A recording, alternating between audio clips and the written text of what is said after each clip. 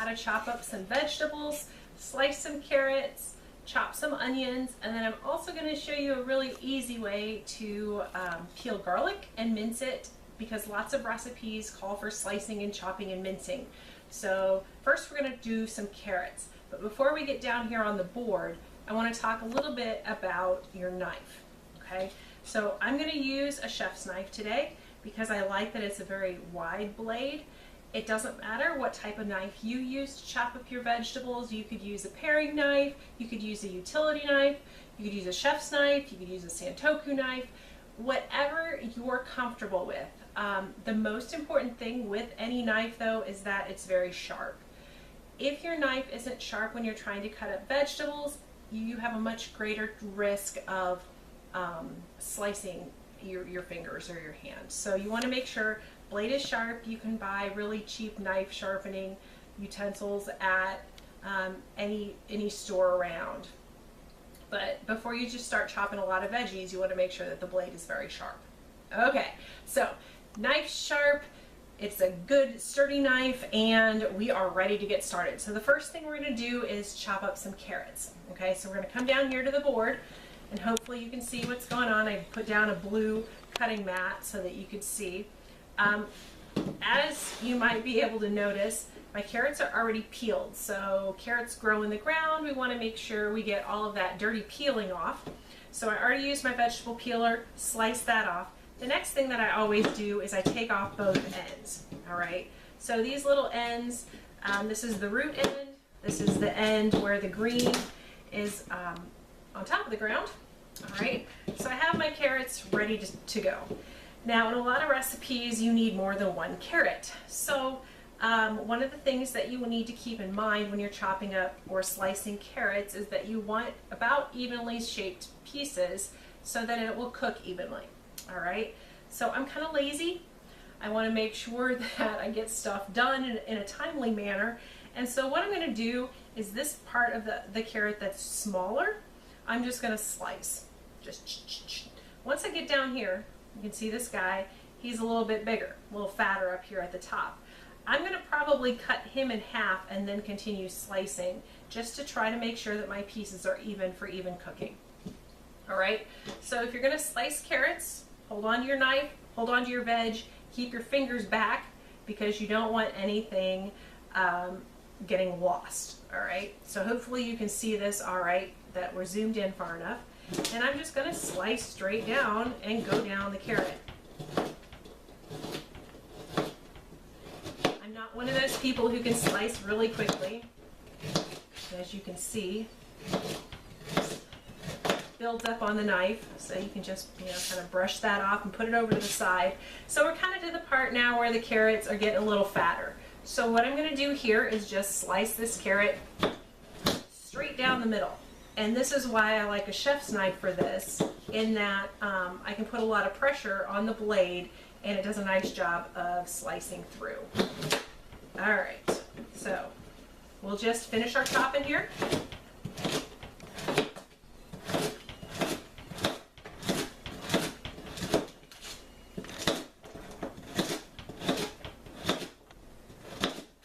Move that pile over to the side. Now, of course, if it's easier, you can just line up a couple.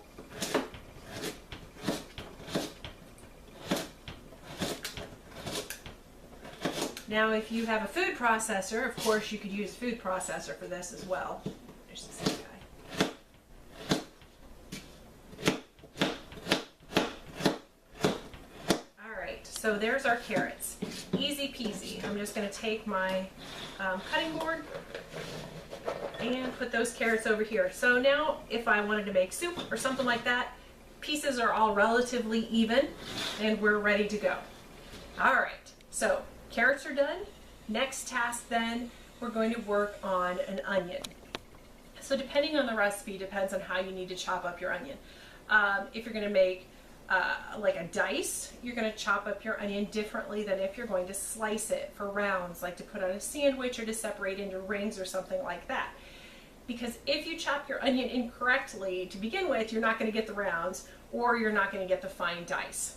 Okay, so I'm going to have my cameraman focus here on the board and I'm going to show you a little bit about our onion. Okay, so as you can see, we have the root end of the onion, and then this is where the green part comes up above the ground. Grows the same way as a carrot. Now, some people try to peel the onion without taking off the ends. It's much easier to take this papery coating off if you chop off both ends. So we're going to do that first. Just chop off the root end. You can see it starts to peel, and then chop off the greenery end. Okay. So if I was going to do rings, then I would just peel this way and start chopping around the onion. My personal favorite, or what I use most of the time, is a dice.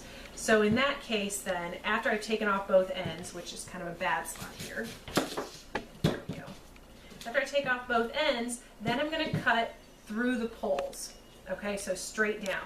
So if I was going to slice into rings, I'd start slicing this way.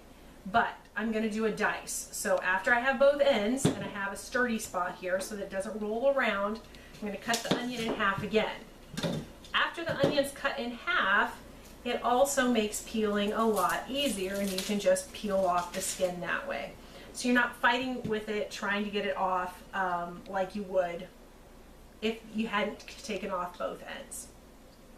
All right, so there's a couple of ways that you can then dice an onion. For a finer dice, now you have to be careful doing this, making sure that your hand stays out of the way. And hopefully you're going to be able to see this.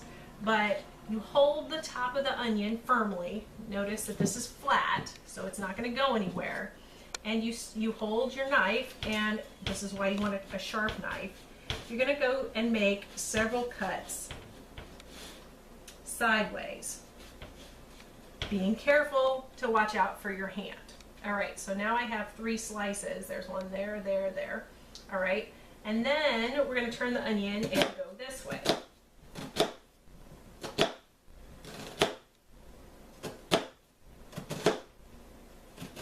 All right, so I've gone sideways, and then I've gone across. The onion kind of has these ridges, and that's basically how I'm cutting. And this is going to be for a fine dice. Okay, so next task. Hold on to the onion, keeping your fingers curled back so that they're not in the way. And then you just slice straight down. Okay? Now, I didn't slice all the way back in the onion, so by not slicing all the way to the root end, it does tend to stay together easier. Now, I don't particularly like to cut up an onion this way for a dice because I'm afraid that I'm going to slip and slice my hand. So what I end up doing is I hold the outside of the onion and then just slice straight down. And yeah, it takes a little bit of time, especially since I only have this little nubbin to work with. So now I have it all together, and I'm going to just slice down. Once I get to the end, I flip it back down to the flat part and continue on. All right, so I'll use this other half to show you what I just did. So these ridges, I kind of just follow those around. So I use my fingers to kind of hold the onion together and to keep it from sticking to the knife. Let's see if I turn it sideways, if you can see that better. And again, I'm trying to keep even slices here as best as I can. All right, so you can see I sliced all the way through. Now I'm going to slice straight down. And once I get to where it's hard for me to hold the onion anymore, I just flip it over and then cut the rest of the way through. All right, so 1 onion quickly chopped. Many recipes call for more than that, so the faster you can chop up your onions, the easier your life becomes. All right, all right, so onions out of the way, easy peasy. All right, last little bit here that we're going to talk about is mincing up garlic. Now, garlic comes in a bulb, so there's a whole bunch of cloves stuck in this bulb, okay? And it's kind of like an onion in that there's papery on the outside. You can hear that. So if I rip the top off, you can kind of see those little cloves down in there. So when a recipe calls for 1 or 2 or 5 cloves of garlic, this is what it's talking about. So all of these little pieces that grow together. So I'm just gonna rip one of those off. All right. So I don't know if you can see this, but he's still pretty covered in paper. So what I'm gonna do is I'm gonna move down to the board, and I'm gonna show you the easiest way to get this paper off the outside, because just trying to peel it off takes way too much time, right?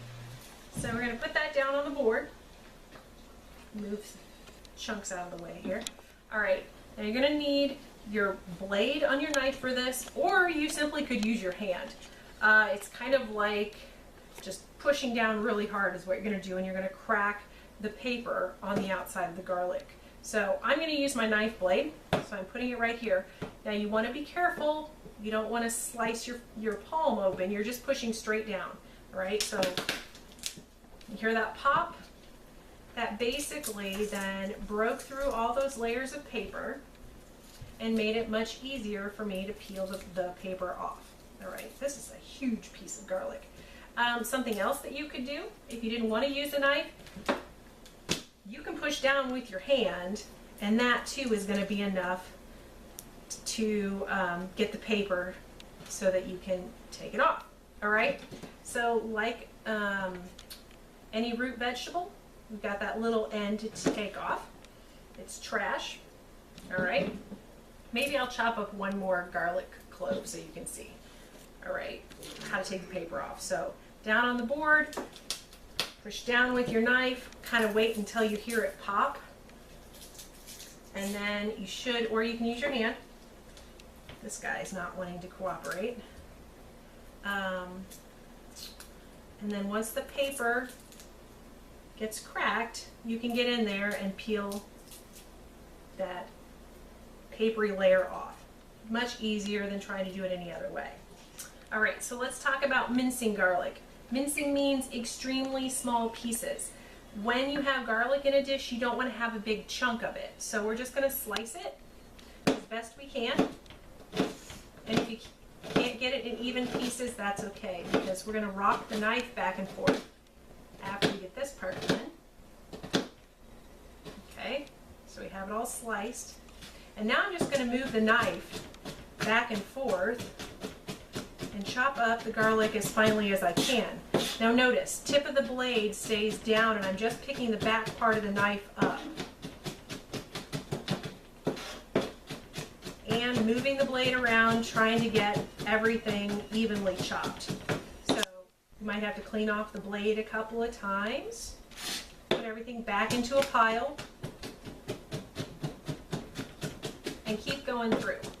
Now you can buy a garlic press that basically presses the clove through little mini metal plates and minces it, but some people don't think that all of the garlic juice and things like that get into the recipe, so I tend to mince my garlic by hand unless I'm really in a hurry. Okay, so we're just going back and forth, trying to get as small of pieces as we possibly can. And it doesn't take too long.